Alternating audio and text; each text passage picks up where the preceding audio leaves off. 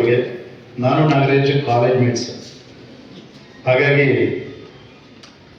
ನನಗೂ ಸಹ ಅವರೊಂದಿಗೆ ಈ ಒಂದು ವೇದಿಕೆಯಲ್ಲಿ ಬಂದು ಮಾತನಾಡುವಂತಹ ಅವಕಾಶ ಕೊಟ್ಟಿದ್ದಕ್ಕೆ ಮತ್ತೊಮ್ಮೆ ಧನ್ಯವಾದಗಳು ಹೇಳ್ತಾ, ವೇದಿಕೆಯ ಮೇಲೆ ಆಸೀನರಿರುವಂತಹ ಶ್ರೀಮತಿ ಟಿ.ಡಿ. ಸುಜಾತ ಪ್ರಾಚಾರ್ಯರವರೇ,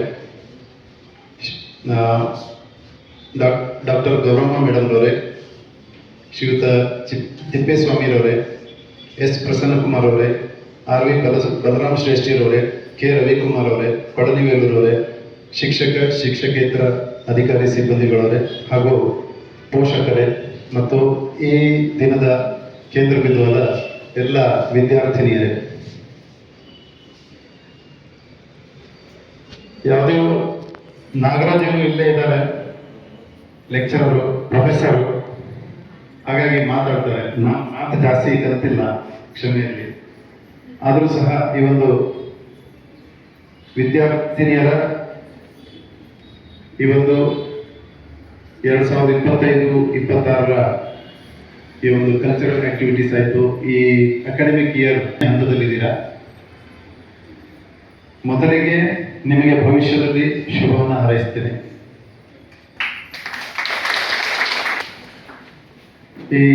ಈಗೊಂದು 10 ದಿನದ ಹಿಂದೆ ನಾನೊಂದು ಹೈಸ್ಕೂಲ್ ವಿದ್ಯಾರ್ಥಿನಿಯರು ಗ್ರಾಮೀಣ ಭಾಗದಲ್ಲಿ ಕಲಿತಾ ಇರುವಂಥವರಿಗೆ ಮಾತಾಡ್ಲಿಕ್ಕೆ ಹೋಗಿದ್ದೆ. ಹಾಗೆ ಮಾತಾಡ್ತಾ ಅವರಿಗೆ ಅವರು ಕೇಳಿದ್ರು, ನೀವು ವಿದ್ಯಾರ್ಥಿ ನಮ್ಮಂತ ಗ್ರಾಮೀಣ ಪ್ರದೇಶದಿಂದ ಬಂದಂತಹ ವಿದ್ಯಾರ್ಥಿನಿಯರಿಗೆ ಏನು ಹೇಳ್ತೀರಿ ಅಂತ. ನಾನು ಅವರಿಗೆ ಹೇಳಿದೆ, ಮೊದಲಿಗೆ ಇದು ಸಾಧ್ಯ ಅನ್ನೋದನ್ನ ರೂಢಿ ಮಾಡ್ಕೊಳ್ಳಿ, ಸಾಕು, ಎಲ್ಲವೂ ಸಾಧ್ಯ ಆಗುತ್ತೆ, ಸರಿಯಾಗುತ್ತೆ.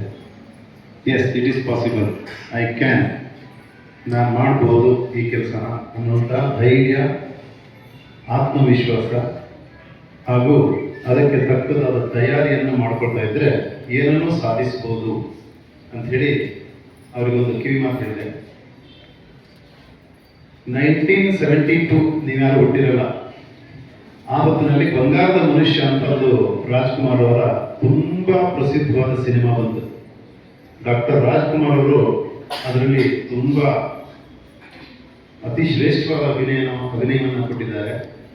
ಅದರಿಂದ ಪ್ರಭಾವಕ್ಕೊಳಗಾಗಿ ಅದೆಷ್ಟೋ ಜನ ತಮ್ಮ ಬದುಕನ್ನ ಹೊಸದಾಗಿ ರೂಪಿಸಿಕೊಂಡಿದ್ದಾರೆ ಆ ಒಂದು ಸಂದರ್ಭದಲ್ಲಿ.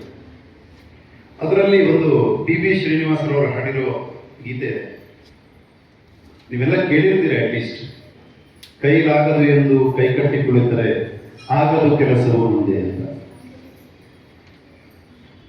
ಮೊದಲಿಗೆ ನಮ್ಮ ಕೈಲಿ ಸಾಧ್ಯ ಇಲ್ಲ ಅನ್ನೋದನ್ನ ಬಿಡಬೇಕು, ನಮ್ಮ ಕೈಲಿ ಆಗಲ್ಲ ಅನ್ನೋದನ್ನು ಬಿಡಬೇಕು. ಆವಾಗ ನಿಮ್ಮಲ್ಲಿನ ಪ್ರತಿಭೆ, ನಿಮ್ಮಲ್ಲಿ ಇರುವಂತಹ ಛಲ ಪ್ರತಿಯೊಂದು ಹೊರಹೊಮ್ಮಿ ಸಂಪೂರ್ಣ ಪರಿಪಕ್ವವಾದ ಒಂದು ವ್ಯಕ್ತಿತ್ವವನ್ನು ರೂಪಿಸಿಕೊಂಡು ನೀವು ಪುಟದಲ್ಲಿ ನಿಲ್ತೀರಿ. ಈ ಒಂದು ಕಾಲೇಜು ಈಗಾಗಲೇ ಹೇಳಿದಾಗೆ ಸುವರ್ಣ ಮಹೋತ್ಸವ ನೆಕ್ಸ್ಟ್ ಬರ್ತದೆ. ಅದೇ ಸುವರ್ಣ ಮಹೋತ್ಸವದ ಸಂದರ್ಭಕ್ಕೆ ಹತ್ತಿರದಲ್ಲಿದೆ. ಅಂದ್ರೆ ಈ ಕಾಲೇಜಿನಿಂದ ಕಲಿತು ಅದೆಷ್ಟು ಜನ ವಿದ್ಯಾರ್ಥಿನಿಯರು ತಮ್ಮ ಭವಿಷ್ಯವನ್ನು ರೂಪಿಸಿಕೊಂಡಿದ್ದಾರೆ, ಅವರೆಲ್ಲರ ಜೀವನ ಹೇಗಿದೆ, ಅವರು ಇವತ್ತು ಏನ್ ಮಾಡ್ತಾ ಇದ್ದಾರೆ ಅಂತ ನೀವು ಒಮ್ಮೆ ಹಿಂತಿರುಗಿ ನೋಡಿದ್ರೆ ನಿಮಗೆ ಸಾಕಷ್ಟು ಪ್ರೇರಣಾದಾಯಕವಾದಂತಹ ಕಥೆಗಳು, ಪ್ರೇರಣಾದಾಯಕವಾದಂತಹ ಅಂಶಗಳು ನಿಮಗೆ ಸಿಗ್ತವೆ. ಹಾಗಾಗಿ ಯಾವುದೇ ಹೊಸದಾದ ಪ್ರೇರಣೆಯನ್ನು ಹುಡುಕಬೇಡಿ.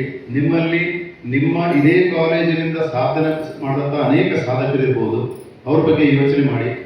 ನಿಮ್ಮಲ್ಲಿ ಸಹ ಸಾಧನೆ ಮಾಡುವಂಥ ಛಲ ಬರುತ್ತೆ. ನೀವು ಸಹ ಉತ್ತಮವಾದ ವ್ಯಕ್ತಿತ್ವದ ಜೊತೆಗೆ ಈ ಒಂದು ದೇಶದ ಒಂದು ಉತ್ತಮ ಪ್ರಜೆಯಾಗಿ ಈ ದೇಶಕ್ಕೆ ಯಾವುದೋ ಒಂದು ರೀತಿ ನೀವು ಮಾಡುವ ಕೆಲಸದಲ್ಲಿ ಸೇವೆಯನ್ನ ಗಮನದಲ್ಲಿಟ್ಟು ಈ ದೇಶಕ್ಕಾಗಿ ನಿಮ್ಮಿಂದ ಹೆಚ್ಚು ಹೆಚ್ಚು ಸೇವೆಗಳು ಬರಲಿ, ಹೆಚ್ಚು ಹೆಚ್ಚು ನಮ್ಮ ದೇಶಕ್ಕೆ ಅಭಿವೃದ್ಧಿ ಆಗುವಂತ ನಿಮ್ಮಿಂದ ಕಾಣಿಕೆಗಳು ಬರಲಿ ಅಂತೇಳಿ ಹಾರೈಸ್ತೀನಿ. ಇಷ್ಟು ಹೇಳಿ ನನ್ನ ಮಾತನ್ನು ಮುಗಿಸ್ತೀನಿ. ಮಾತನ್ನು ಮುಗಿಸುವ ಮುನ್ನ ಈ ಒಂದು ಕಾರ್ಯಕ್ರಮಕ್ಕೆ ನಮ್ಮ SP ಮೇಡಮ್ ಅವರು ಬರಬೇಕಾಗಿತ್ತು. ಆದರೆ ಕರ್ತವ್ಯದ ಒತ್ತಡದಿಂದ ಅವರು ಬರ್ಲಿಕ್ಕಾಗಿಲ್ಲ. ಅವ್ರ ಪರವಾಗಿ ನಾನು ಬಂದಿದ್ದೀನಿ. ಬಹುಶಃ ಮೇಡಮ್ ಬಂದಿದ್ದಿದ್ರೆ ನಿಮ್ಮನ್ನೆಲ್ಲ ನೋಡಿ ತುಂಬಾ ಖುಷಿ ಪಡೋರು. ಅವರನ್ನು ನೋಡಿ ನೀವು ಸಹ ತುಂಬಾ ಖುಷಿ ಪಟ್ಟಿದ್ರಿ. ಯಾಕಂದ್ರೆ ನಮ್ಮ SP ಉಮಾಪ್ರಶಾಂತ್ ಮೇಡಮ್ ಸಹ ಒಬ್ಬರು ಸಾಧಕಿ, ಕಲಿಕೆಯಲ್ಲಿ ಸಹ ಗೋಲ್ಡ್ ಮೆಡಲಿಸ್ಟ್. ಈಗ ಸಹ ಅವರು ಇಷ್ಟು ಬಿಡುವಿಲ್ಲದ ಕರ್ತವ್ಯದಲ್ಲಿ ಸಹ PhD ಮಾಡ್ತಾ ಇದ್ದಾರೆ. ಅಂತ ಒಂದು ಸಾಧಕಿ ತಮಗೆ ಖಂಡಿತವಾಗಿಯೂ ಸ್ಫೂರ್ತಿ. ಆದರೆ ಅವರ ಅನುಪಸ್ಥಿತಿಯಲ್ಲಿ ನಾನು ಅವರ ಬಗ್ಗೆ ಒಂದೆರಡು ಮಾತನ್ನು ಹೇಳಲೇಬೇಕಾಗಿತ್ತು, ಹೇಳ್ತಾ ಇದ್ದೀನಿ ಈ ವಿಚಾರವನ್ನ. ಬಹುಶಃ ಮೇಡಮ್ ಬಂದ್ರೆ ಇನ್ನೂ ಚೆನ್ನಾಗಿರೋದು. ಇಷ್ಟು ಹೇಳಿ ನಾನು ಮಾತನ್ನು ಮುಗಿಸ್ತೇನೆ. ನನಗೆ ಮಾತಾಡೋದಕ್ಕೆ ಅವಕಾಶ ಕೊಟ್ಟಂತಹ ಸಂಪೂರ್ಣ ಪೌರ ಸೇವಾ ಸಮಿತಿ, ಈ ಒಂದು ಕಾಲೇಜಿನ ಮಂಡಳಿ, ಪ್ರಾಚಾರ್ಯರು, ಶಿಕ್ಷಕರು, ಶಿಕ್ಷಕೇತರ ಸಿಬ್ಬಂದಿಗಳು ಎಲ್ಲರಿಗೂ ಸಹ ವಂದಿಸಿ ನನ್ನ ಮಾತನ್ನು ಮುಗಿಸ್ತೇನೆ. ಧನ್ಯವಾದ.